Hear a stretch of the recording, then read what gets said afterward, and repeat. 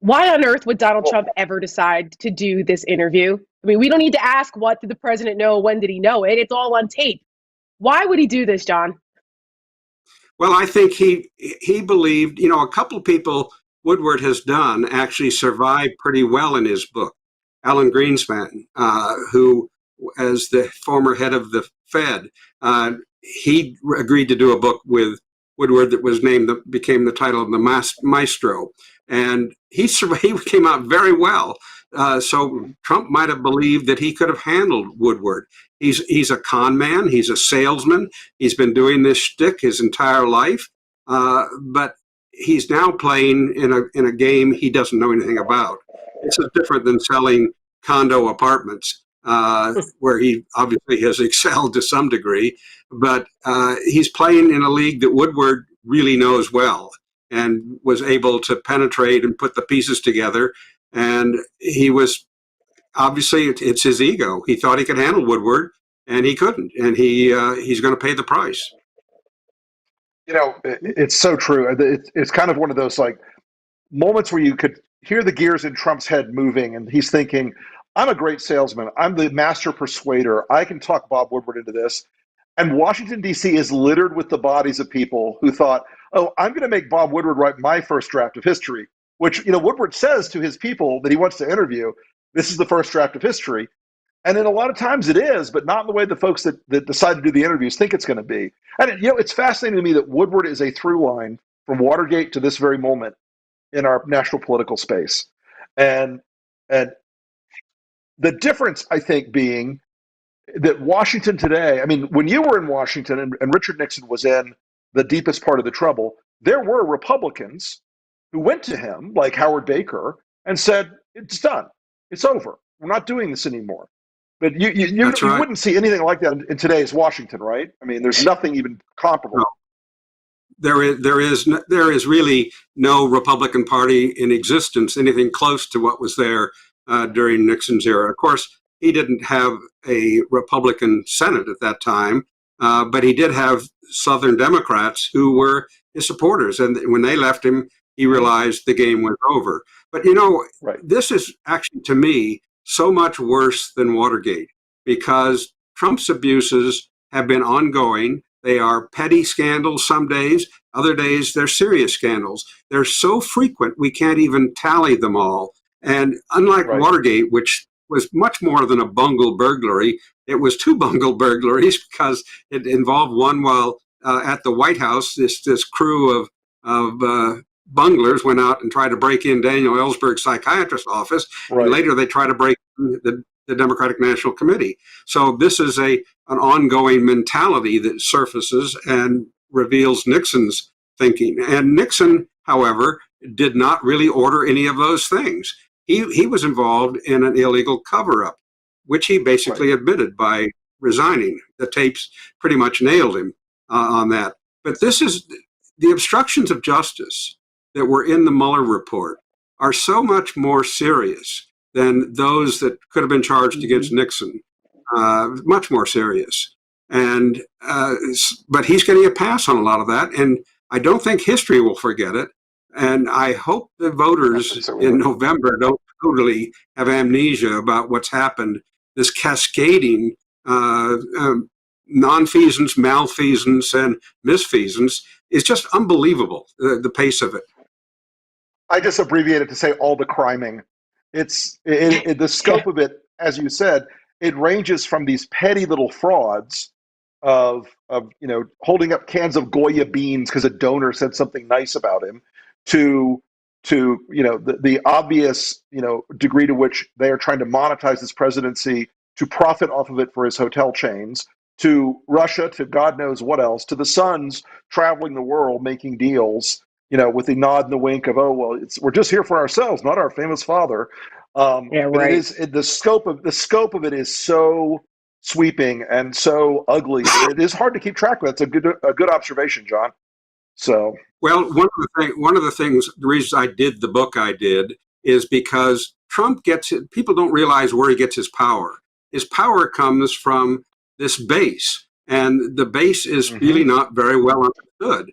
And so I got with a psychologist with whom I'd worked in the past did a book back over a decade ago called Conservatives Without Conscience, when I noticed authoritarian personalities moving in, particularly on the religious right, and taking over the reins of the Republican Party. Mm-hmm. It's a book I started because of a conversation with Senator Barry Goldwater, a friend and a man who was very concerned about what was happening to the conservative movement at that time. He unfortunately got ill and there for the end of the book when I finished it. But anyway, it's where I first discovered these authoritarian personalities. Well, when Trump arrived on the scene and nobody was talking about his authoritarianism, they were talking about his demagoguery, which is the same, but actually a nicer name than authoritarian, I suppose. And they were ignoring where this power comes from. And it comes from people who agree to go along, who want this kind of leader. And that's the core of this book. There's lots of sensation out there. Woodward's book is going to have even probably more sensation. Michael Cohen has given us sensation. Nobody's giving us explanation. And I forecast that would be the problem, that we need to understand it. And who should we be focused on and not focused on at this election? So that's the focus of this book, is who are these players? What are they going to do? And how can they take this stuff and react the way they do? Well, this is their personality. These are pretty much boiled in to these people, and there's very little change they'll ever make. So as I watch these things come up between now and the election, they're not going to change anything. Not going to change a thing. I think that's exactly John, right. There's a Yeah.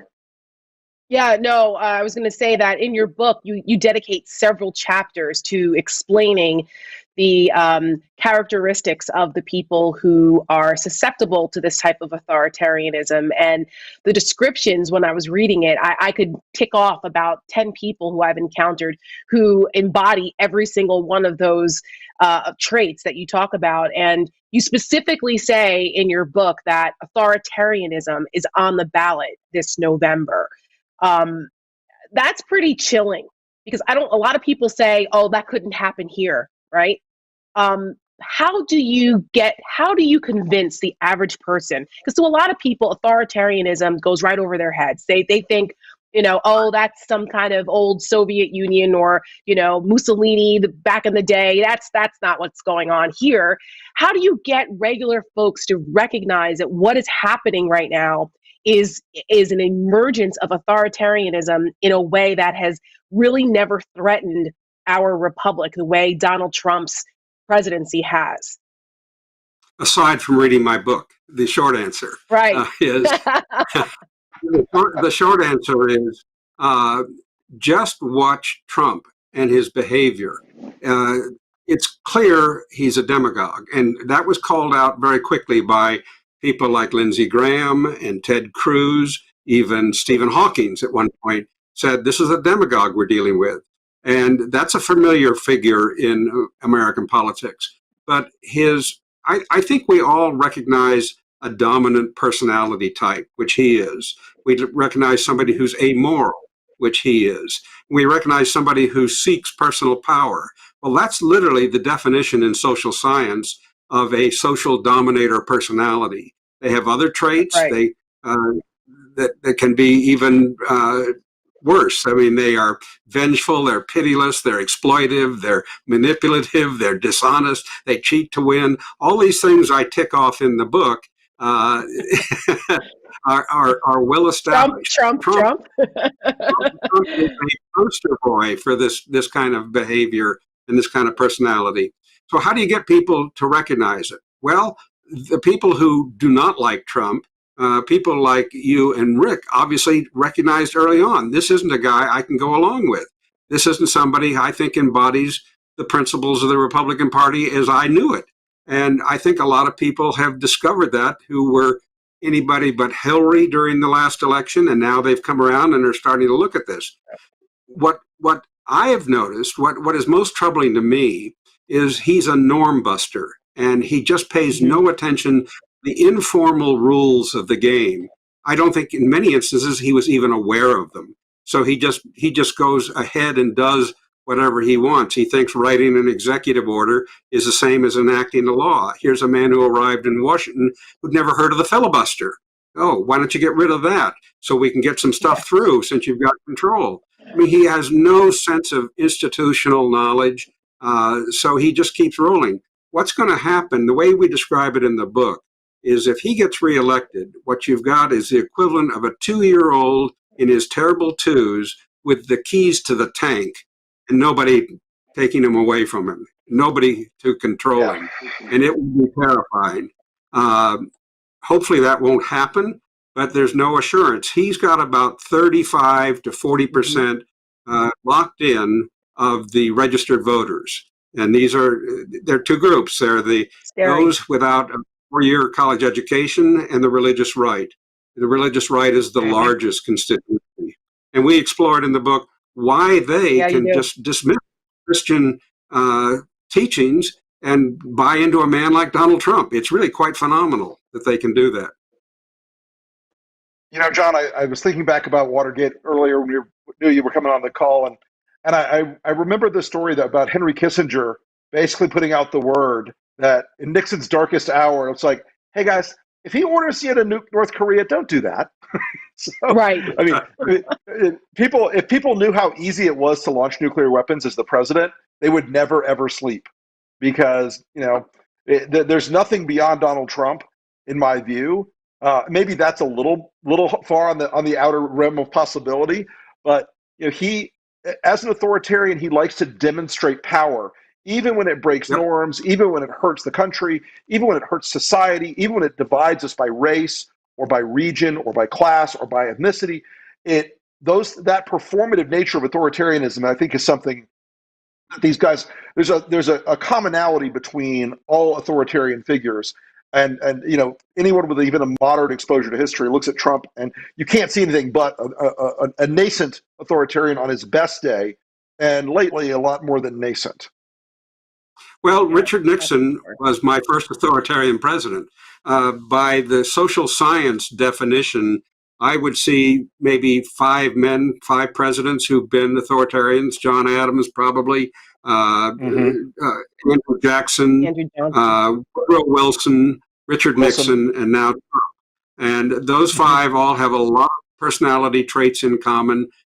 They are people who desired power. They're very dominating personalities, amoral, often racist and or anti-Semitic, whatever their particular prejudice might be. And this is not a healthy personality for a democracy. And hopefully people will learn the lesson. Good evening, Mr. President. Thank you very much. I have to say, you have a great smile.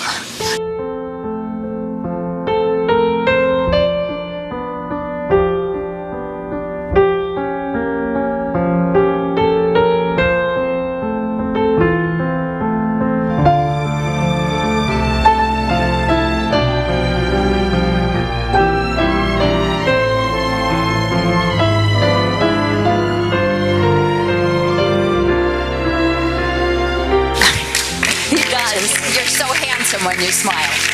Okay. And really happy to be able to welcome our next guest today as well. He's an pretty extraordinary young man, I have to say. At age 6, he fled horrific violence in Mexico to come to the United States. After many years, he was fortunate enough to become a DACA recipient, which enabled him to fulfill his dream of becoming a paramedic here in the United States. Please welcome Jesus Contreras. Jesus, thank you so much for being with us today. Thank you so much for having me. It's a pleasure. It's great to have you here. Let's kind of jump right into your story, Jesus. When the DACA program passed in 2013, your life literally changed overnight, didn't it? Yeah, it was a night and day difference. Being able to have a driver's license, have a social security number, and have the freedom to be able to become a paramedic with DACA was life-changing. It was amazing.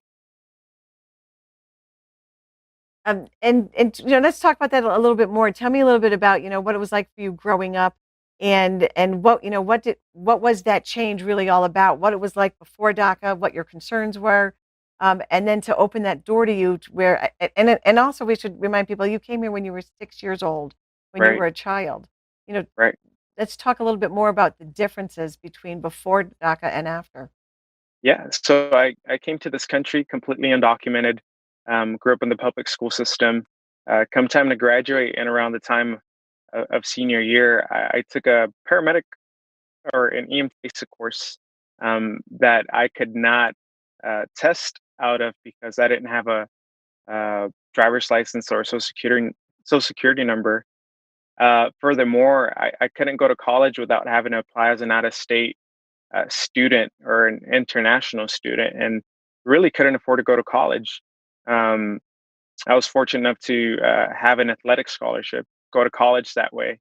And in 2013, my first year in college, the Obama administration thankfully was able to pass this temporary protection, DACA, Defer Action for Childhood Arrivals, that then enabled me to be able to become a paramedic because I was able to get my driver's license. I was able to get my social security number and a work permit. Um, Being undocumented was very fatiguing. You know, there was a lot of doors that were shut for me as an undocumented individual. And with DACA, I just have that extra privilege and that ability to be productive and to maximize what I can contribute into this country. Um, there's 11 million undocumented at the moment who don't have those privileges like I do. And our privileges are only temporary. The administration is doing what they can to get rid of our protections. And it's very scary because I could go back to that same place.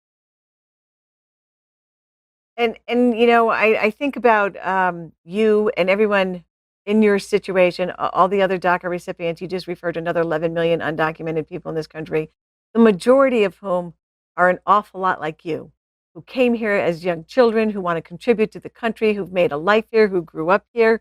How do you feel when you hear the President of the United States, who's supposed to be the leader of the free world, talk about immigrants the way that he does, that they're sending not their best people, that they come from s-hole countries, the way this president talks about immigrants, you know, from the perspective of your experience and so many other people you know like yourself, how does that make you feel? It absolutely infuriates me at times. You know, I understand that he is not a very well educated man. He's not a smart man. So I can't, you know, let that get my blood pressure up. But if we understand immigrants and immigration in general, we understand that um, people like myself are very, very large parts of our community. We contribute so much, not only monetarily, but to our communities through serving at churches, you know, through doing community services, through opening businesses. We do a lot for this country, and people don't see that. People just seem to think that the stereotype of gang affiliates or criminals is what we are, and that's just not the truth. In all honesty, as humble and privileged as I am to be a paramedic, there's hundreds of thousands of other DACA recipients that do things, you know, that I would never imagine doing. They do so much for their communities and for their families and for this country. And the honest truth is that we are essential to this country. And I know that you were a volunteer, you volunteered your services during Hurricane Harvey, and I just want to thank you for that. Thank Because you. when we face emergencies and critical circumstances in this country, it's when just all of our neighbors step up and volunteer and everyone willing to do their part that we're able to get through it and to survive. And I thank you for being part of that. Thank you. So let's look ahead a couple of days. What if, Jesus, what if Donald Trump wins? What if he actually, as hard as we've all worked, as everything that we've all tried to come together to do to make sure he doesn't, what is it about another 4 years of Donald Trump that most disturbs or frightens you? First of all, we'll speak it into fruition. It won't happen. Biden will win this year. But Right. if Donald Trump were to unfortunately win another 4 years, we would face further attacks on programs like DACA, TPS, DED, and attacks on the 11 million undocumented. We would continue to see this uphill battle for us, when we should have the complete support of the administration, Congress, and the Senate, we will not have that. We've only had Congress behind our backs. We've only had the Supreme Court to back us. But we need the complete support from not only them, but the Senate and the administration. With that, we can hopefully find resolution and permanent legislative solutions for us, DACA. And Trump will just continue to fight that. And if he grabs the hold of that seat again, he will not let us go. He will fight until we are deported. He will fight until DACA ends up like the TPS program, which is not active and current at the moment. That's a great point. It's one of the things that we were just talking about with our previous guest. DACA and immigration reform, comprehensive immigration reform, is another one of those issues that we've been grappling with through many administrations, and that this president's made no progress on. And the first thing we have to do if we really care about it and want to make progress is to get rid of Donald Trump. So, Jesus, I'm going to give you there. Believe it or not, there are still actually some people out there that are undecided voters in this race.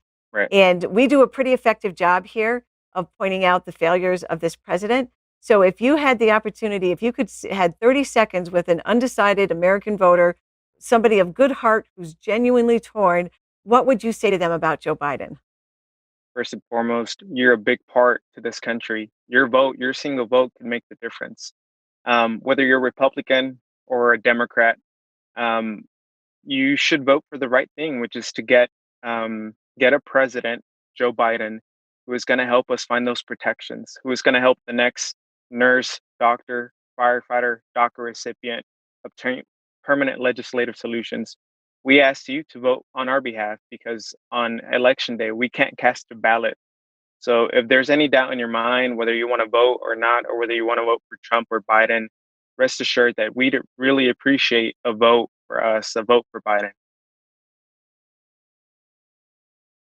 Jesus, that was incredibly eloquent. Thank you very much. I'm so happy that you were here to share your story. I really am grateful for it. I know it's hard for people sometimes to come out and share their personal stories. This is such an important election, and I hope you have a terrific weekend. I'm really happy you were with us today. Thanks. Thank you all at the Lincoln Project. I can't sit in the basement and say, let's wait this thing out. I'm not going to do that. And now I'm immune, they tell me. I'm immune. I could come down and start kissing everybody.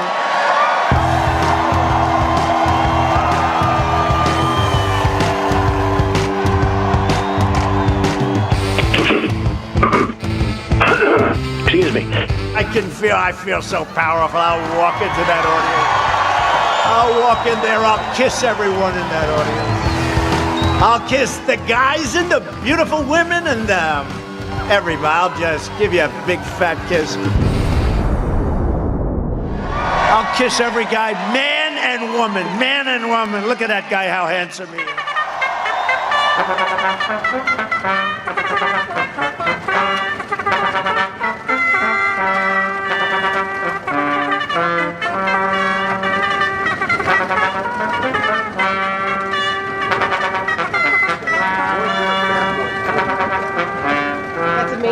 Not too many people that can say Rick Wilson is a fanboy of. So, Lori Garrett, welcome to the show. We're happy to have you. As Rick mentioned, you're the author of The Coming Plague, Newly Emerging Diseases in a World Out of Balance, and Betrayal of Trust, The Collapse of Global Public Health. I'm thrilled to have you too. I requested you tonight because I felt that of all of the people who cover what's going on, I find your reporting and your analysis of what's happening to be top notch. And you were one of the first people to really start to raise the red flag about there's something happening over here in China. Back in January, you were writing about this, and you wrote a piece about how Trump had sabotaged America's coronavirus response. What went wrong in those early days? Well, first of all, thanks for letting me join you this evening. I'm a fan girl of you, so we're all in great sycophantic situation here. I love that. All right. Look, I first got word, and became aware that there was a strange new outbreak going on in Wuhan before New Year's Eve. In fact, between Christmas and New Year's. If I knew it, and I don't have access to highly classified information, obviously the White House knew it. Obviously the NSC knew it, CIA, etc. And I first started tweeting, everybody pay attention, this is looking a lot like SARS. Having been in the SARS epidemic in China and knowing how the Chinese would respond, I felt I was reading all those classic sound bites that are, the disinformation state, saying it's really nothing to worry about, but we do have these strange pneumonias. But don't worry, it's all under control, but we do have these strange pneumonias. And so by January 7th, I was writing long pieces in Foreign Policy and other publications saying, everybody better pay attention. Here it is. This looks just like SARS at roughly the same time of year in 2003. And so, look, if I knew it, the administration knew it. And what did they do? Apparently, virtually nothing. Many of the top offices in the National Security Council, Homeland Security, and so on, were raising red flags. Folks down at CDC were talking to their counterparts in Beijing and saying, this is not looking good, and finding out that the Beijing CDC had not been allowed to go into Wuhan, had not been allowed to investigate in their own country, which is a big tip-off in China that something really deeply bad is going on, and they don't want Xi Jinping to know. They want to take care of the problem, cover it up before the big boss finds out. And basically the way our administration chose to respond was to say, Xi Jinping, he's my good friend. We have a great relationship. Photo of me hugging, says Trump. And he goes to Davos, to the World Economic Forum, palsy-walsies with Xi Jinping and tells the press corps, hey, he's got it under control. It's nothing to worry about. It's going to be gone in no time. And then Pompeo is instructed by the White House to send over some money to help the Chinese fight their epidemic. And they do so. Did he request at any of those time points, we want to send an investigative team into Wuhan? Open the doors to our CDC, let them in? No. Did he at any point say, we would really like some samples? Can you send us some tissue samples, some blood samples, so we can see what you're dealing with in these people? No. So today, for Trump to say the Chinese were covering up and they were lying and blah, blah, blah, and call it the China virus or Kung flu or whatever, racist little phrase he's toying on any given day, is incredibly disingenuous, because at a point when there was still a certain amount of conversation going on directly between the two leaders, he just let it go. He didn't take advantage of it to insist on anything other than, hey, these guys are swell and they'll take care of the problem.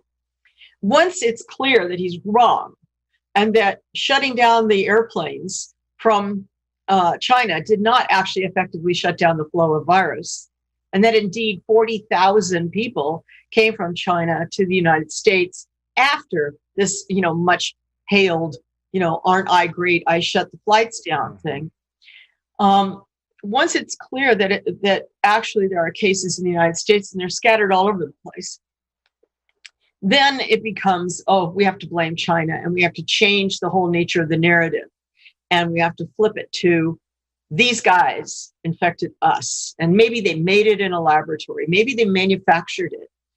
We now know the person that's really been behind the whole claim that this virus was manufactured in the Wuhan Virology Institute was none other than Steve Bannon, and that he'd been, using his Breitbart facilities to create and conjure this mythology, even to the degree of bringing a doctoral student from China to the United States, putting her up and financing her income and everything to tell the alleged story of the alleged man-made virus.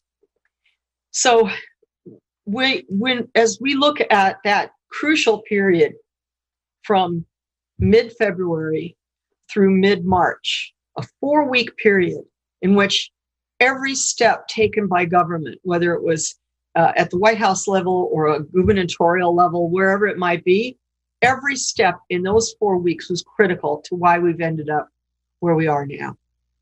And I mean, I could cite, chapter and verse, all the mistakes that were made, but I think people have largely seen these. They now know this.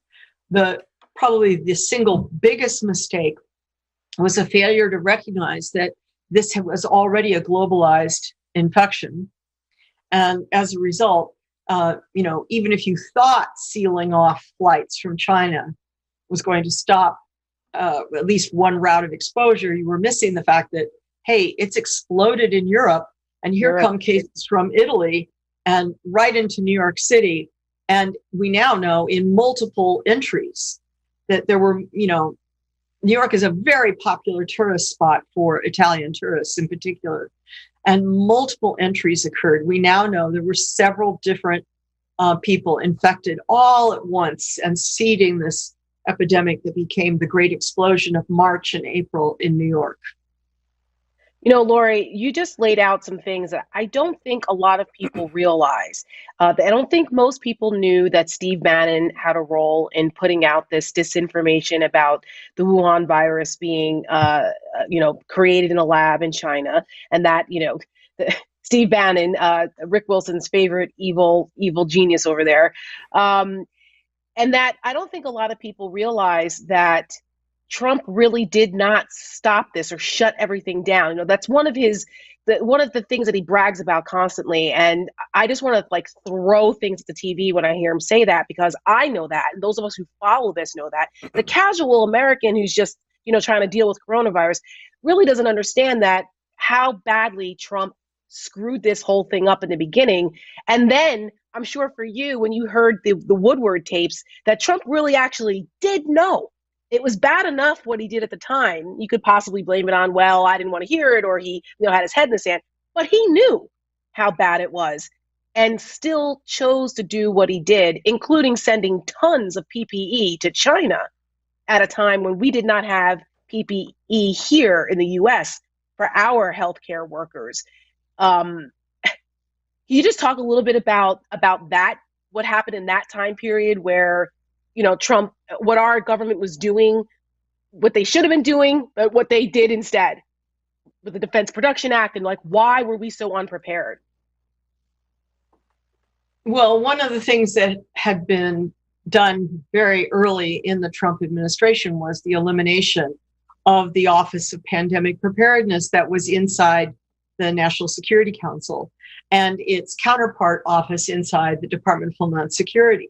So the two action points that had been created in the Obama administration to not just siphon information and go through intel, but determine swift response outcomes had been eliminated. That meant that Trump was operating with whatever intel and information was coming to him in a random way, not in some targeted fashion that could constitute real policy advice. The other thing is that we are in that critical window.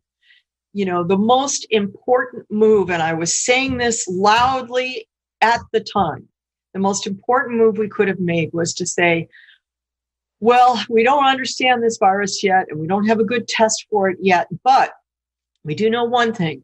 It's taking advantage of nursing homes and assisted living centers. And the first big outbreak was that Kirkland, Washington retirement center.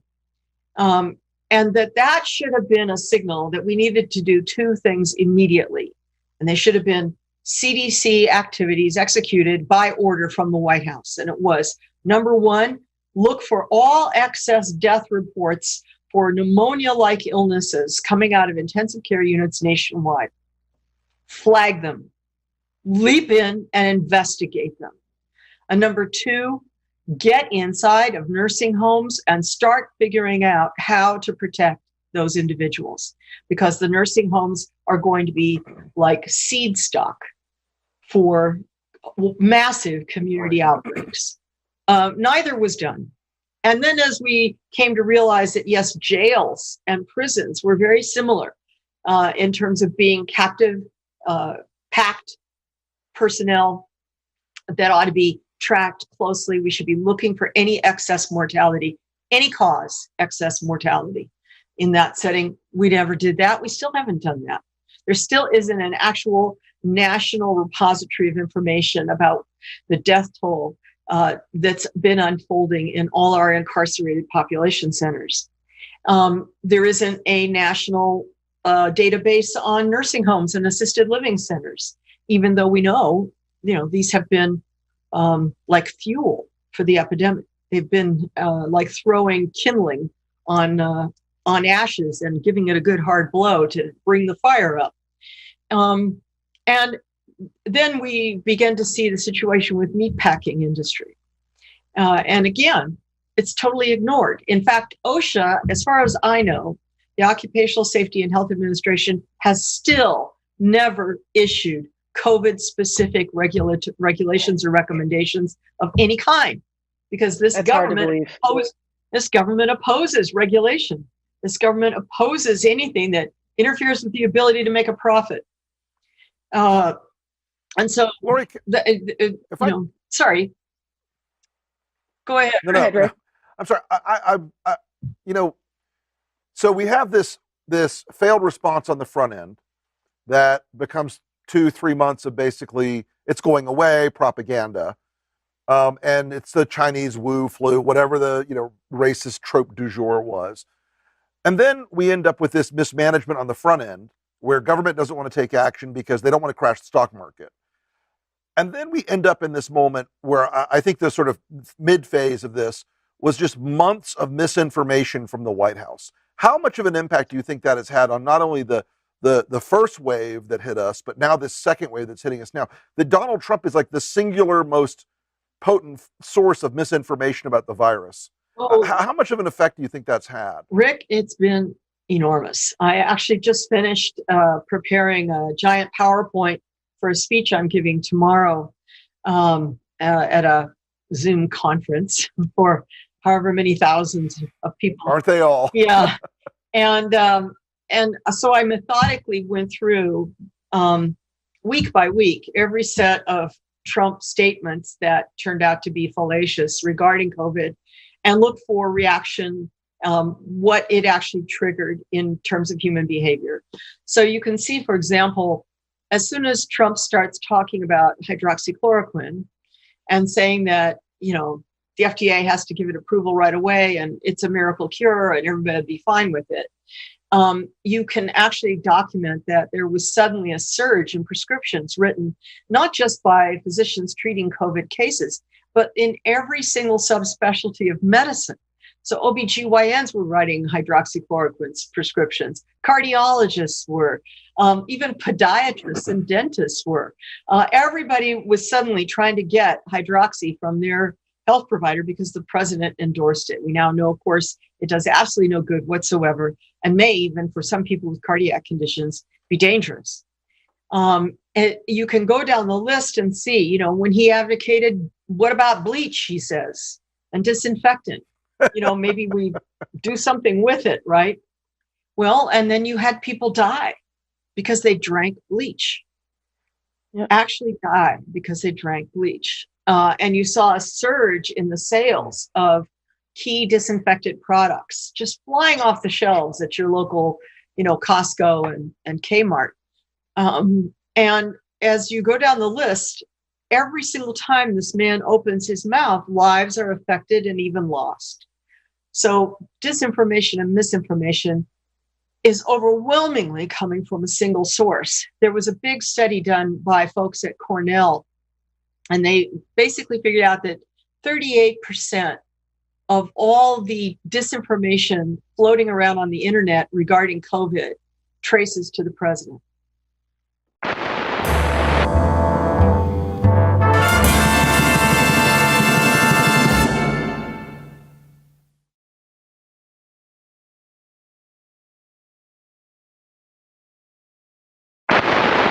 Our next guest is somebody that we've been really eager to have here for quite a while. I apologize, let me just jump up quickly here. He's a cognitive scientist, which I just find fascinating in and of itself. He's the director of a think tank at the University of Texas in Austin.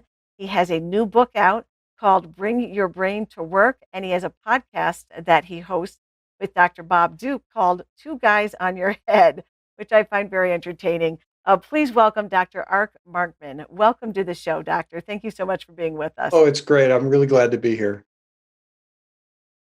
Well, I'm happy to have you. And you speak to something that we've really been talking about from the beginning of this show, how difficult it can be to have really important conversations with people that we love. And that's always, politics is always a little tough to talk about when you have a disagreement across the dining room table. But in this election, it has been particularly destructive to otherwise good, loving relationships. Yeah. Let's talk about that a little bit. Why has it gotten, how has it gotten to the point where family members are literally not speaking to each other? And what can we do about that? Yeah, it's become such a focus on winning, which has been, I think, an epidemic in politics. And I think we've actually forgotten something fundamental about what politics is supposed to be about. At the end of the day, it's not about winning the election to get into office. It's about being a part of the governance structure of this country to solve problems for the people. Right. We need, everything from roads to influencing the economy to keeping us safe internationally. That's what government does. And it should not be about winning. Now, when the people at the top make it all about winning, part of what that does is it floats back down to the nature of the conversations we have. Now our political discussions are about winning. They're about making sure that we support our side rather than asking a different question, which is, what is our commonality? What are the things that we all believe in? What are the problems that we all believe need to be solved, even if we disagree about how they need to be solved? And so because it's become about winning, there's a tendency for us to get sucked into those arguments with people. So what happens is we say something and so someone says something that might support Joe Biden, and then immediately someone on the other side comes back and says, well, what about Hillary? What about Obama? And it's easy to then get sucked into that and think we have to start pulling out who did something that was worse. And I think what we need to do instead is when somebody pulls out a talking point that's designed to try to win the argument, just ask a question. Like, why? Why do you believe that? So if you mention something about climate change and somebody says, climate change is just a hoax. Why do you believe that? What leads you to that? What's your reasoning behind that? And start a discussion. And then to start a discussion about, well, what do we agree on? So we agree on that, for example, that having some forests that aren't burning is probably a good thing. And so can we find some points where we agree and begin to have discussions about those points of agreement? In fact, one of the things that I've been saying is, this election is going to end, next week, and our work isn't done. This focus on winning isn't just, we shouldn't just be focused on what's going to happen up till November 3rd. And after that, one of the things I'd love to see happen is from November 3rd to January 1st, let's not try to win anything. Let's just talk about what we think we have in common. And the more that we engage in those kinds of discussions, the more that we can begin to diffuse the tension around these conversations. We don't have to jump right to solutions. I love that. I love that idea of let's focus for a little while on what it is that we agree on. How much of this do you think is kind of fed by the idea, kind of the human instinct to not want to admit that we've been wrong, or to be hard, it's difficult to acknowledge that we've accepted, that false information, and the intentional efforts of politicians to manipulate that human instinct to not want to acknowledge that maybe we were wrong. Yeah.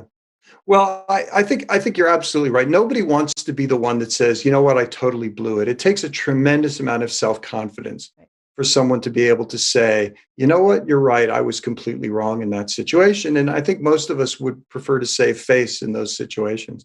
So first of all, one of the things that I've been saying to everybody is, if as we all hope Joe Biden wins the election, you have to resist the urge to say, I told you so. And resisting that urge is not because we don't really want to do it and we know that it would feel good, but because we don't want to put people in a situation in which they have to immediately admit that something about what they believed was wrong. Again, we want to find commonality. It's funny. Donald Trump wrote this book, The Art of the Deal, and it's all about probably the worst way of going about negotiation possible. Right. So for him, negotiation is all about winning. It doesn't matter how you get there, and it doesn't matter what happens to the other party as long as you win. And it turns out the most effective negotiators aren't the people who win negotiations. They're actually the people who treat negotiation as if they're walking side by side with their negotiation partner into the future. And they have to find a place to go. And the only constraint is they have to get there together. Because then you shift. And of course, go ahead. You have to shift. No, I was going to say that's one of the things that kind of feeds what we're struggling with right now is when it comes to politics, it's these two parties who can't imagine walking forward together toward the future, right? Arm in arm. And that feeds these disagreements, within our communities. So let's talk a little bit. I can't tell you how many people, Doctor, have reached out to this show on Twitter, on voicemails, have been guests on our show, telling genuinely heartbreaking stories about loved ones that they think they may never speak to again. We had a woman come on in her 60s who said she has a sister in her 70s that she hasn't spoken to in months because they just cannot be, in the same conversational space together anymore. And that breaks my heart. That's a tragedy. How do people who are stuck in that place right now, what are the first steps? How do they repair that when this election is over so that it doesn't really turn into something where they spend the rest of their lives not talking to people they love? Yeah. It turns out that not everything in the world is about politics. I think most of us long for a day when we don't have to pay attention to the president of the United States every single day because the president is calling out to himself every single day. And that's actually quite important because I think we have turned so much of our discussion with other people into discussions that are politically tinged in one way or another. They don't have to be like that. Actually, if you have relatives where at the moment you can't really have a good political conversation with them, don't have that conversation, right? There's an old joke that the guy goes to the doctor and says, "Doc, it hurts every time I do this." And the doctor says, "Don't do that." We don't have to have that conversation. You can talk about baseball, you can talk about kids, you can talk about anything else. Get back into the habit of just having conversations with people. And the reason that you want to do that is because conversation is a fundamentally cooperative act. If I say something and you want to have a conversation with me, you have to listen to what I said, and then you have to add to what I said in some way. So in that moment, we have to think about the world similarly. So let's start doing that on uncontroversial topics that don't have to have anything to do with politics. And then as we begin to regain some trust that we can have conversations that don't have to devolve into arguments, then we might venture into the neighborhood of some things that might be more controversial. But again, we can do it from the perspective of where do we find our common agreement? Where do we find our common humanity? And I think that if we start to do that, we have to do that as individuals. And you know what? Our leaders are going to have to do that too. Right? We cannot have the Mitch McConnells of the world saying from the very beginning of Barack Obama's term that our goal is to make Barack Obama a one-term president, because that doesn't say we're here to solve problems together, to converse and to find our common patriotism. It says we're just here to make the next 4 years as miserable for the other side as possible. And if our leaders are doing that, how can they expect the rest of us to do anything any different? Well, and I'm not going to ask you to diagnose the president. I know you can't do that. But as I'm listening to you talk about these family relationships and the dynamic there, I think that this president wants families to be divided amongst themselves. That I think he wants to be an issue that keeps people apart, that it feeds his ego to some degree. and that it's a way for him to manipulate us politically to advance his goals as well. Am I giving him too much credit in that? Well, it's awfully hard to say whether you're giving him too much credit, but certainly the net effect of what he's done is that he has gotten us to spend so much time talking about him that we don't actually talk about the issues. We don't talk about the problems that we face, and we don't consider the variety of solutions we need to consider in order to solve difficult problems. The reason why healthcare is a problem, for example, is because providing healthcare for as many people as possible requires funds and it requires controlling costs. These are not easy things to do. If they were easy, we'd do them already. And so they require bringing a variety of perspectives together to study this. It's much easier to say, my plan is coming in 2 weeks. In the meantime, let me send off 3 incendiary tweets that we can talk about for the next 24 hours.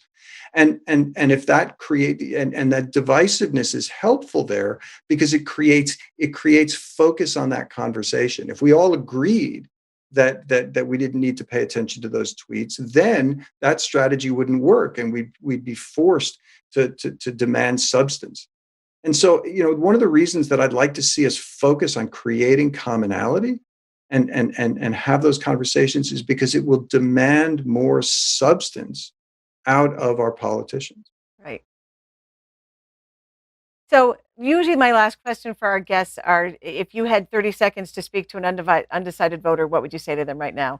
I want to give you a different take on that one, Doctor.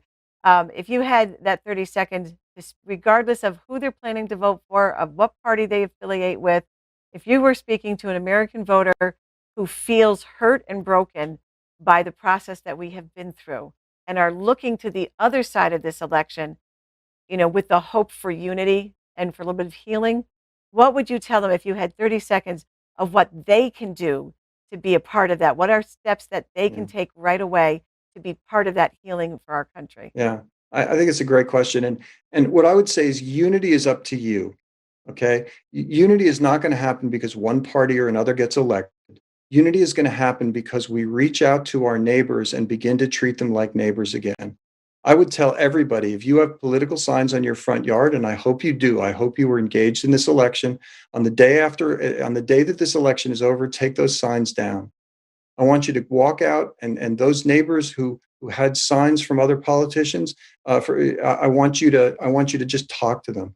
I want you to ask them how they're feeling. I want you to engage with them, and I want you to have conversations. The more conversations we have with people, the more we will understand why people do what they do, why they feel the way that they do. And don't worry if you still get points of disagreement. If somebody still says something to you that is designed to be inflammatory, you can turn the other cheek on this. It is up to you to demonstrate the world that you want for the next 4 years. And if we do that, we can actually make a difference in how we treat our politics over the next 4 years. Dr. Art Markman, you have been terrific. I'm so happy that you were with us today. You can find him on his newest book, Bring Your Brain to Work. He's also one of the co-hosts of Two Guys on Your Head of the podcast. Wherever you listen to your podcast, you can find him there. Dr. Markman, thank you very much. It's really been a pleasure to have you here today. This has been terrific. It was really great to be here, and go vote for Joe. The commission has changed the debate rules, so they're going to have basically a mute button. Running from his past. They stifled out my mic during my conversation with Crooked Hillary. And dreading his future. This commission, a lot of funny things go on with them. Trapped like an animal. These people are not good people. Filled with fear. The whole thing is crazy. Filled with rage. Kristen Welker is terrible. Filled with lust. I'll kiss the guys and the beautiful women. One night, one dreaded night, hounding him, haunting him. Mr. President, are you nervous about Thursday? The debate, coming this Thursday.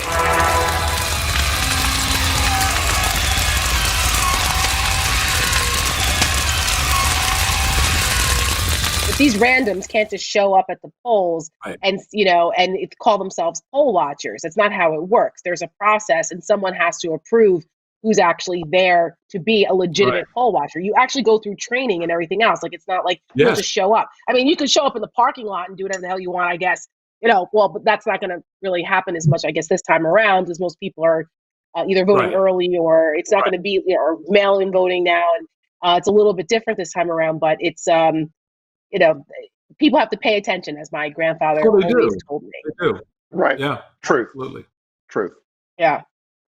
Before we go to questions, I think it's we have some viewer questions, and I know Michael will love to take them. I just wanted to ask you what you thought about Biden's performance last night and the way that he handled the attacks on his sons. Don Jr., who is just such a disgrace. I just can't with him. He was on Glenn Beck's program today. They're really drilling down on this going after Hunter Biden thing.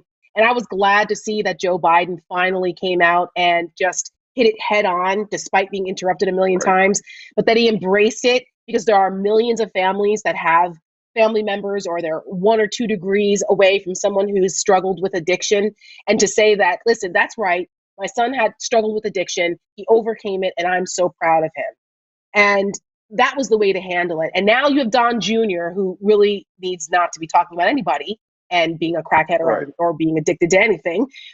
He was on Glenn Beck's show and was out there calling Hunter Biden crackhead Hunter.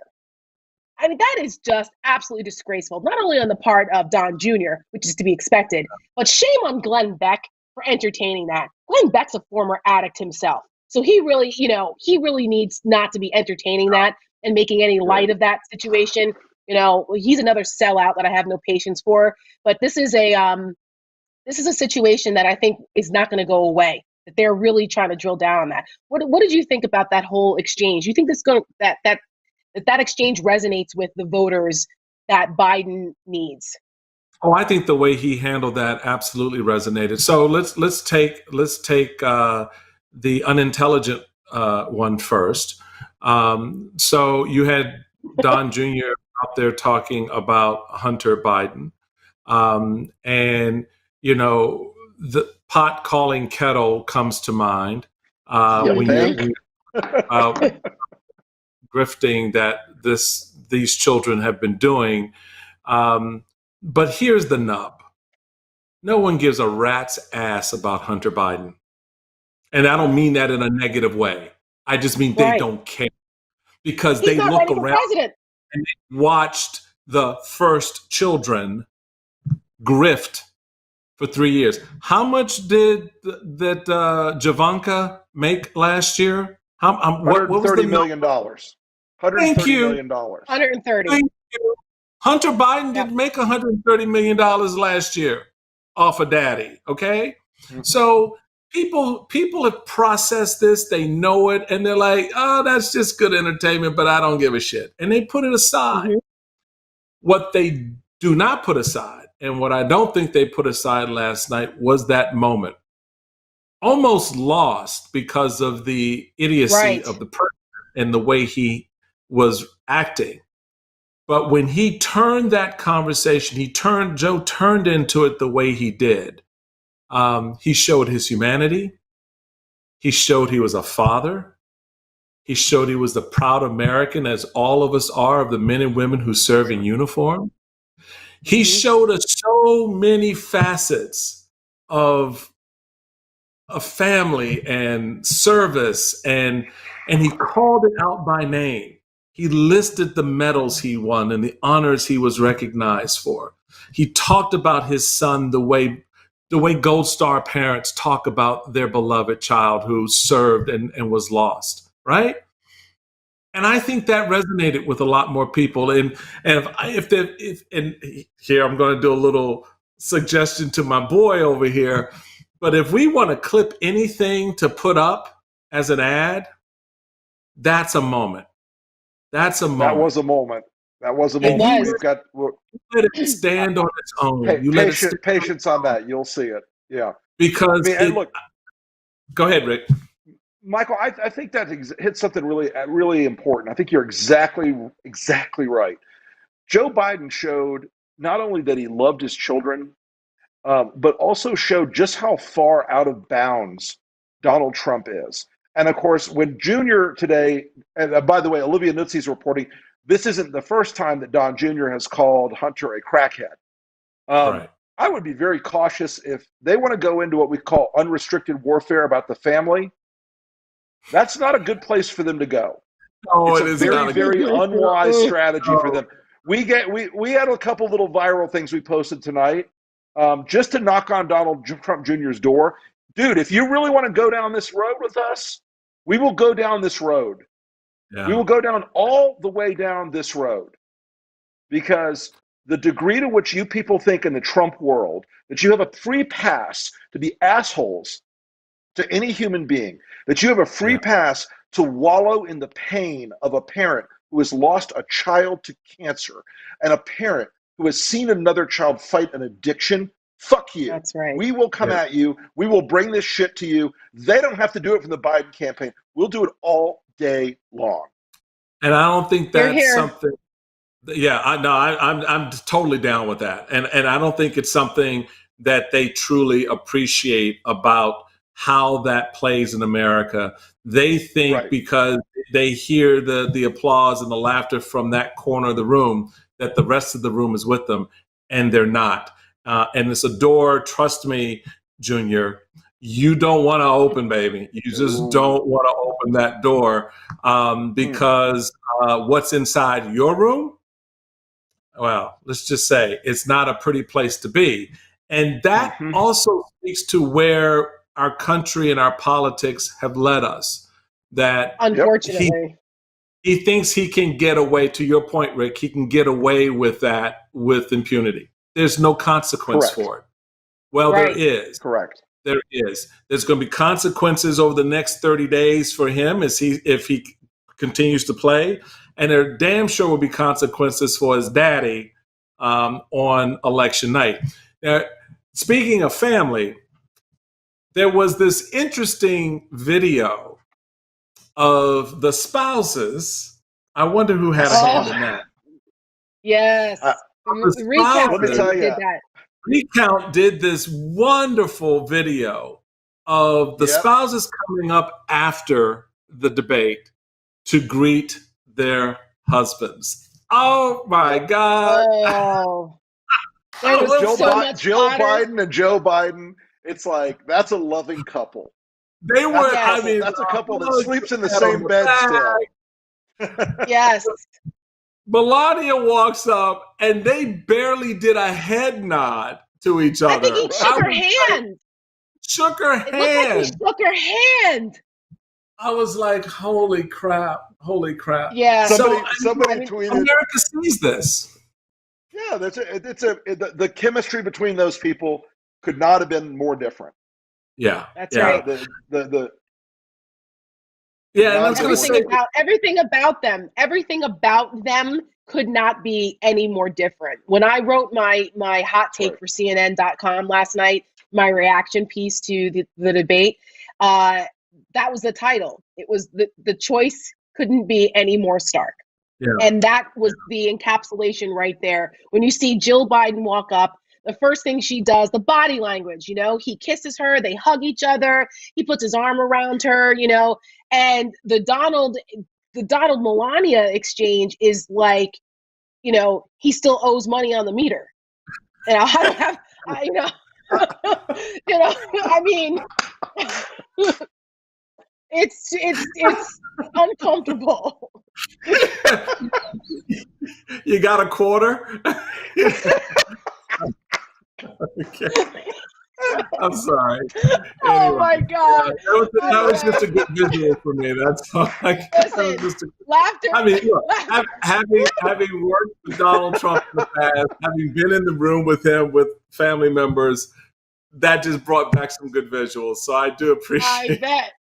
Do you think I could hop into one of them and drive it away? I'd love to just drive the hell out of here. Just get the hell out of this. I had such a good life. My life was You're great. the big man, I think. I don't know. Maybe you're not. But you're the big man, I think. Joe, what's that all about? When private citizen Joseph Robinette Biden Jr. was exposed to toxic levels of televisual radiation, he became The Big Man. With human powers of moderation, attention span, and the fearsome empathy of a family man, he faces the hellhounds of evil Professor Trump and his Electoral College of American Carnage. With dastardly Dean Pence, Vice Chancellor Ivanka Trump, Student Body President Mitch McConnell, and whatever other cucks are left. From his middle-class basement lair, the Big Man canvases into action with his own team of televisually irradiated all-stars. Like suburban women, people of color, anyone under the age of 40, people with any education at all, anyone with eyes or a conscience, and featuring John Kasich. Tune in November 3rd, and probably for like a diarrhea-inducing week after that, to find out who will win in this clash of Big Man and Tiny Hands. Results pending frivolous GOP lawsuits and armed protests. So, Dad, how proud are you of your son right now? Extremely, obviously, but I think it's interesting. I haven't seen that video in a little while. We watched it quite a bit when it initially came out, but I watched that now, and that's a different boy that I see in that video than I have next to me now. It's been an amazing journey for us. I love to hear that. I love to hear that. So, Braden, have you been able to talk with Vice President Biden since that day? Has he given you a ring?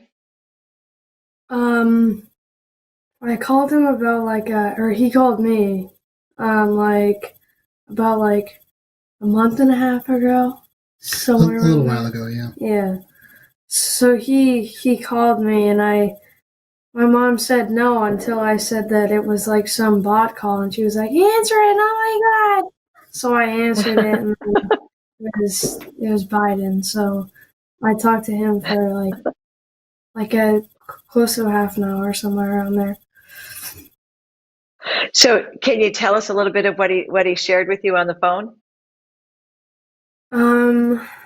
The timing wasn't too bad. He was about to go into his debate, so I don't know if Debate practice. Yeah, debate practice. Debate practice. He called me and he said he just congratulated me on the. He congratulated me for the convention and thanked me for doing it. We talked a lot about just random things. I don't know. That's pretty cool that the Vice President of the United States gave you a call no matter what you talked about. So, Owen, how's it been for you since all this happened? I imagine that with all of the praise and the congratulations that Braden certainly has earned, that maybe has there been any sort of negative pushback from other people? How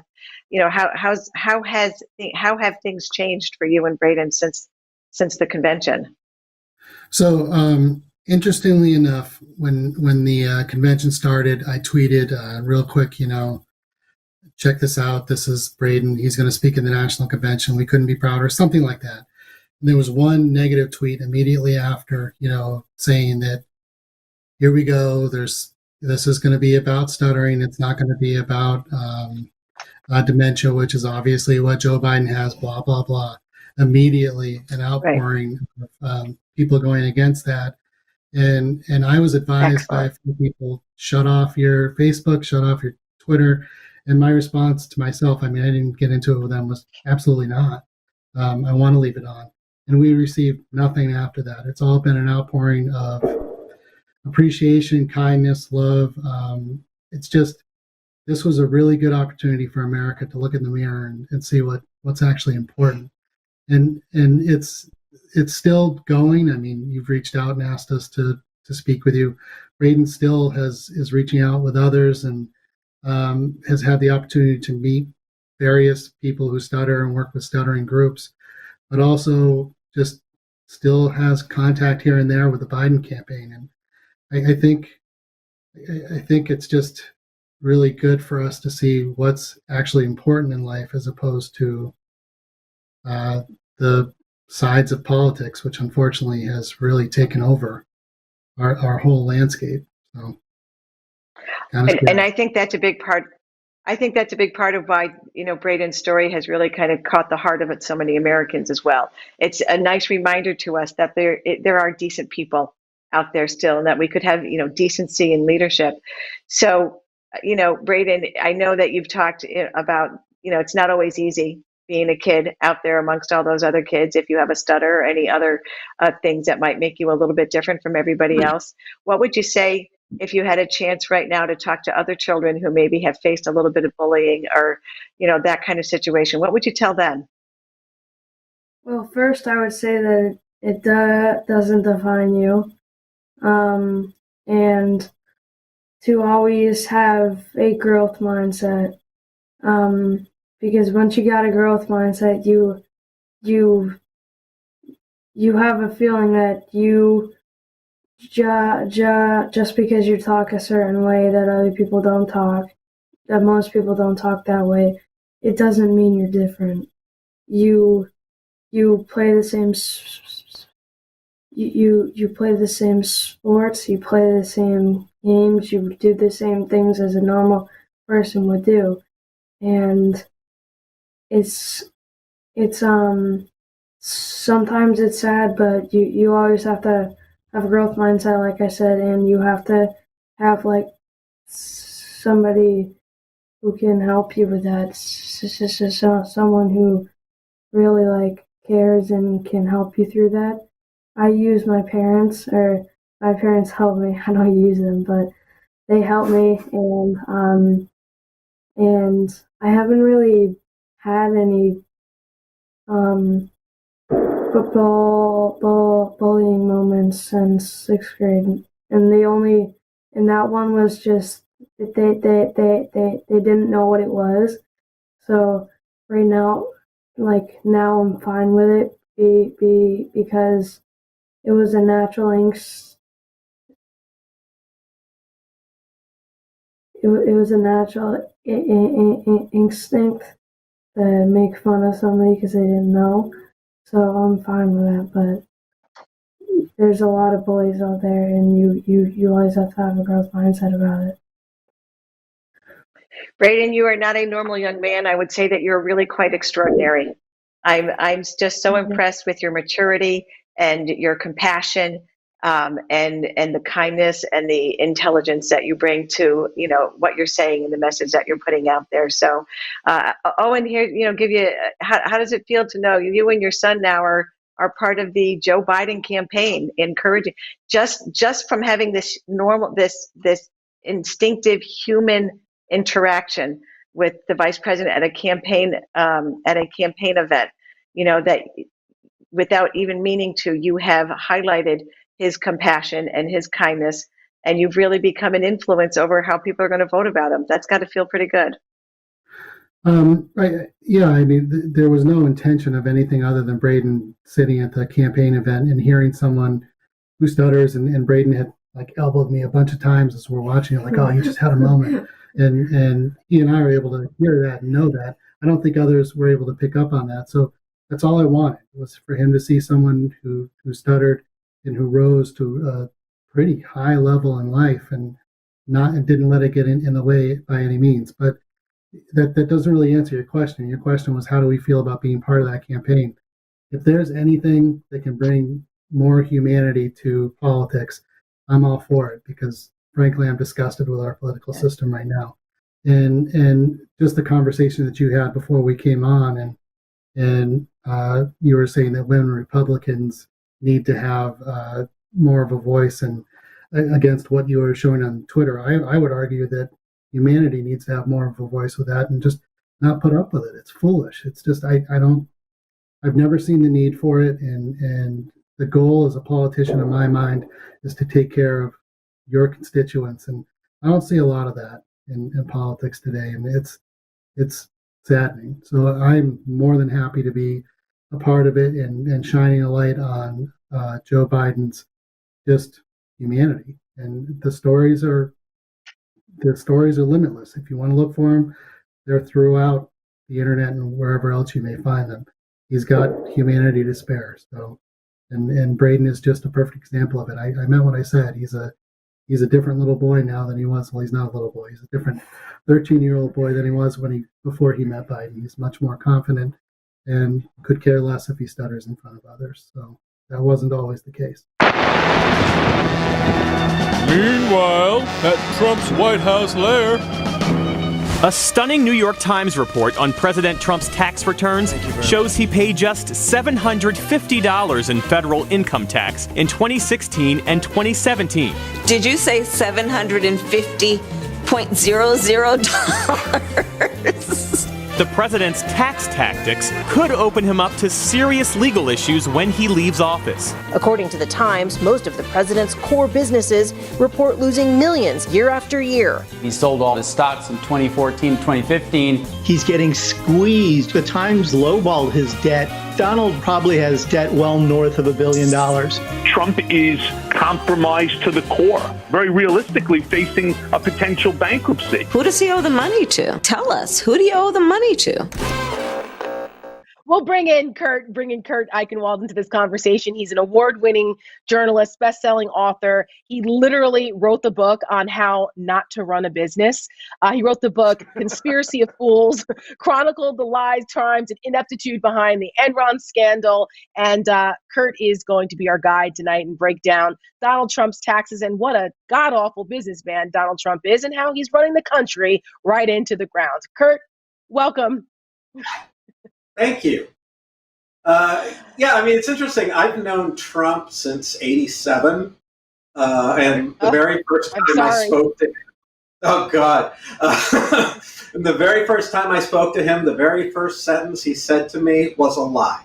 You know, it's never changed. It's never been different. And very rich.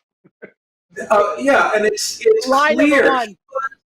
Yeah, well, it was clear from the beginning. I mean, all I wrote about for 20 years was business and finance and scandal and Wall Street scandal. And this guy was the dumbest businessman I ever encountered, bar none. And everybody who had any dealings with him would come away and say, no, he's an idiot. And, you know, this is his big problem, is that all this stuff he does about I'm the smartest person in the world and I know everything and blah, blah, blah, blah, that's real. You know, he really believes it. Oh, God, yes. I mean, there was when I was hurt? Because he's mentally ill. Because this guy, this is the thing that people still don't get about him. Is they will say, when he got elected, I told my boss, here's what's going to happen. And I've been pretty much on target. I didn't predict COVID, but I did predict that whatever disaster would come along, he would just deny it existed unless he could, bomb it. He'd love that. Like hurricanes. But yeah. I mean, think of hurricanes. I'm sorry, I was going to say, in the Times, we had this sort of non-monetary pool where the bet was, is it an act or is he crazy? And I went with, it's an act. And then I had a meeting with him in his office where he basically had a complete breakdown in front of me. And I came back and said, what was it over? I have no idea. I was just asking him some challenging questions. And it was after his bankruptcy started, one of his bankruptcy, and everything was coming apart. And I was there with one of his, I wrote this in Newsweek, so I'll tell it. I was there with with him and one of his big guys. And he just suddenly started making absolutely no sense. He got up and said, well, we're done, and got up and left. And I was sitting there looking at this going, what happened? And the guy who I was with said, can I talk to you? Like, yeah. And he said, I'd like to ask you, this is the biggest mistake I ever made. He said, I'd like to ask you not to report that, what just happened. I was like, what just happened? And the argument he made was the guy doesn't have a public company. He's not, all he is a marketing thing. The banks own his assets. He's not in politics. I don't need to publicly humiliate him.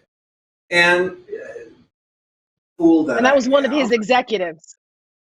That was one of his executives. And I said, what did just happen? And he said, the thing you don't understand about this rings in my ears forever.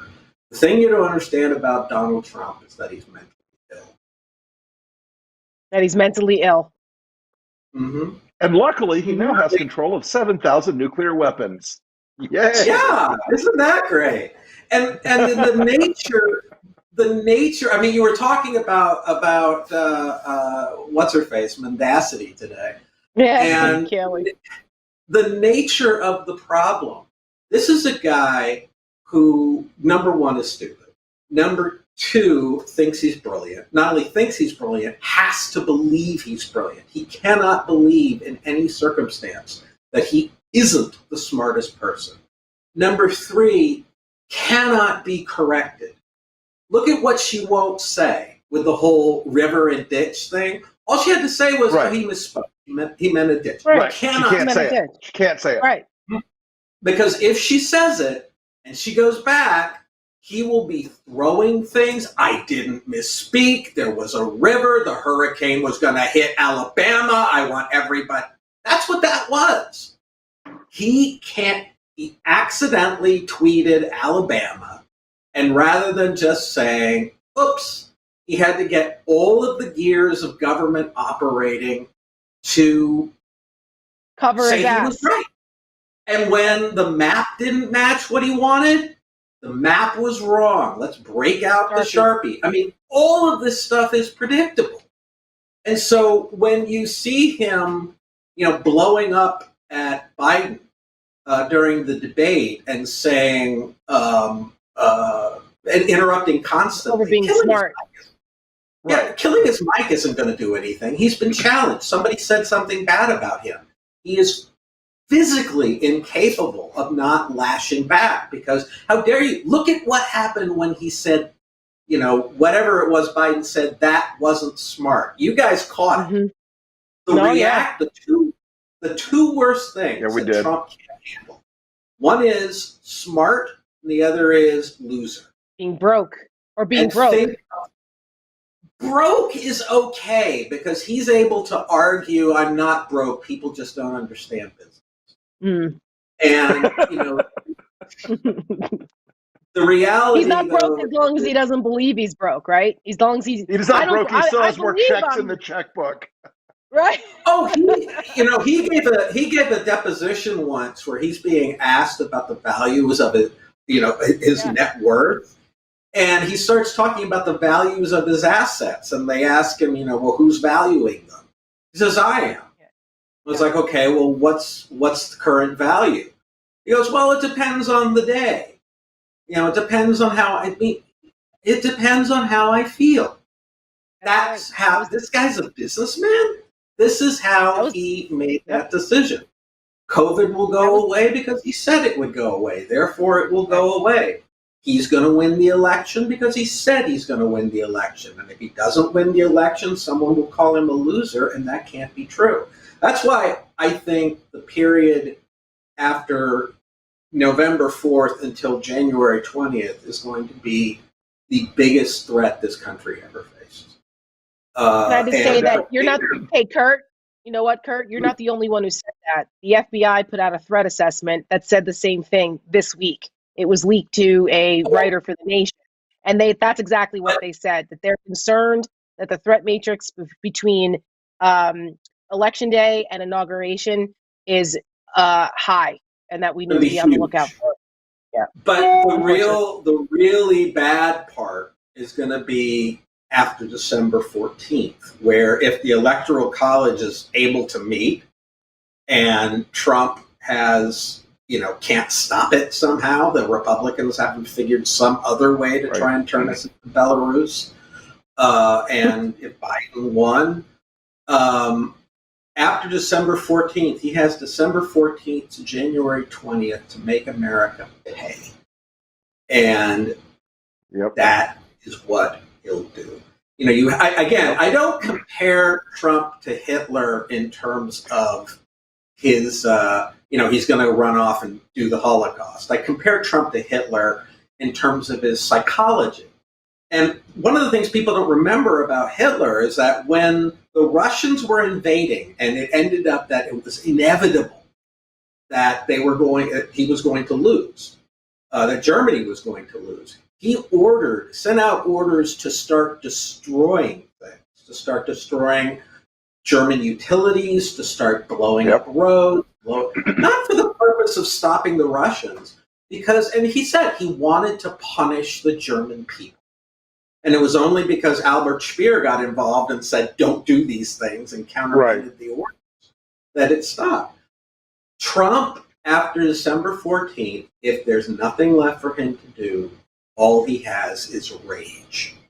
And that rage, he's letting California burn because they didn't vote for him.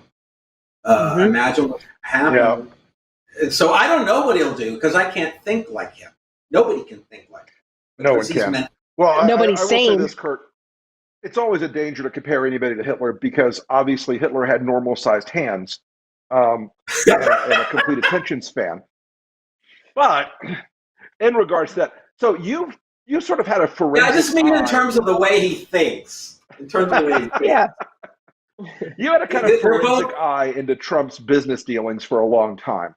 And it seems to me that an underreported aspect of Donald Trump to this day is the influence of foreign powers over him, not only on the debt side, but on the aspirational side where Trump wants to expand his properties globally, because the Trump brand in America is basically dog shit and has been for a very long time. The Trump brand in the Philippines or in Latvia or wherever else he was thinking about building a hotel has been a lot more sustainable. So I'm curious if you have any insights on that, because I know you've looked at some of the overseas shenanigans of Trump world. Yeah. Well, one of the big things, to link in the whole foreign side of it, one of the big things you have to do is understand the horrifically perilous position he's in right now. And I'm not talking about like in 4 years when debt comes due. I mean today. And, this guy, as usual, he doesn't understand that, if you own a building, it's not the same as owning cash. And that building has to be producing cash in order for you to expand. Sure. He has had, going through the Times story, he has had roughly $520 million in losses. And that is every golf course, his hotel in Washington, his total corporation. So that means there's nothing that's pulling him through. And that cash bleed, he has all these borrowings, all this money he's borrowed, and it's way more than $420 million. The $420 million is what he personally guaranteed. There's hundreds of millions more that are not personally guaranteed. And to pay those, he needs cash. And if you look at what he's been doing, he took out a $100 million second mortgage on Trump Tower, which is his only really good asset. He sold $100 million worth of stocks. He pulled out, I think it was $98 million from a partnership that he could get cash out of, but lose money. This is a man who is draining down his cash, draining down everything he can get his hands on that he can be paying the interest with. Sure. Interest due. They're down to $34 million of cash at the Trump organization. That is You can't even do debt service on on $400 million with $34 million. You can't even do debt service on it. And so you have to look at, well, what else does he have? Well, he's already borrowed $100 million against Trump Tower. He's already sold most of his stocks. He's already pulled his money out of a partnership. He's running out of pockets to pull cash out of. So now, if he misses an interest payment, $1 million, that creditor can throw his entire enterprise into involuntary bankruptcy. And by enterprise, I mean delicious. So it's Kurt, So it's delicious so long as he's not in the White House. Right, which is what I was about to say. There's the idea that he is going broke, basically, and that it's the presidency that's propping him up. He had his daddy to prop him up before. He doesn't have that now. The Russians propped him up after that and continue to in their own way. And now he has the presidency to prop him up. And then after November, if we have anything to say about it, he won't have the presidency anymore. Doesn't this make him a national security threat? I mean, Miles Taylor told me that the national security staff, the majority of them, were worried about Donald Trump's behavior because he was making decisions that were not based on the best interest of the U.S. They were on his business interest. And that's why he was cozying up to these dictators, because it's easier to do business in these corrupt countries with a handshake and a slap on the back. And these are the people that are going to rescue him. Yeah, you don't have the difficulties of democracy and disclosure. Correct. That's what I mean. I knew when he was going in that his biggest buddies were going to be the dictators, because he was going to get angry that, like Germany wouldn't go, oh, yes, you're so brilliant. Oh, everything you want is true. I said something really stupid on MSNBC once when he was engaged in this sort of, Rocket Man, dotard back and forth with Kim Jong-un. Right, with Kim. Yeah, and I said, the biggest thing is if Kim Jong-un understood Trump, he would just start throwing on the praise and writing him love letters and telling him how great he is. And within a day, Trump will start giving him tours of our nuclear facilities. I was close. You were close. You were close. Lock them all up. Donald Trump has been inciting audiences for decades. When you report fake news, which CNN does a lot, you are the enemy of the people. Now, for the first time, all of his hits have been collected in one place. It's a rigged election. It's the only way we're going to lose. Donco Records presents the inspirational favorites of Donald J. Trump.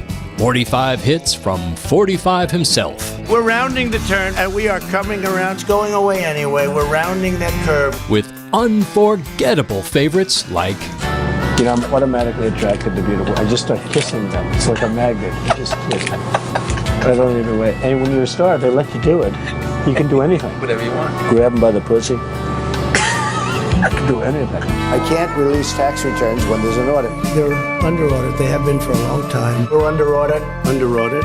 You'll see it as soon as it's finished. Get Donald J. Trump's race baiting on 12 CDRs, 45 records, or 128 singles.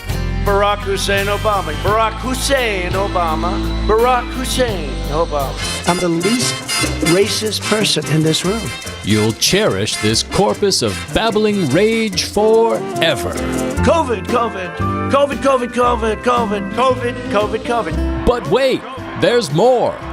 Order now and you'll receive Donald Trump Sings the Songs of Love. Absolutely free as our gift to you. Just received a beautiful letter from Kim Jong-un, and then we fell in love. Okay? No, really. I'll kiss the guys and the beautiful women and the suburban women. Will you please like me? So please, call now for Donald Trump's inspirational favorites. Or send $45.98 for 12 CDRs in cracked slimline cases. To order, call 201-305-9163. That's 201-305-9163.